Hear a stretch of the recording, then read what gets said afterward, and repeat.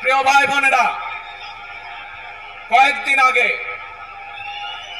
এই বাংলাদেশের 24-এর আন্দোলনের এক সাহসী প্রজন্মের এক সাহসী সদস্য ওসমান হাদিকে হত্যা করা হয়েছে। ওসমান হাদি শহীদ হয়েছে।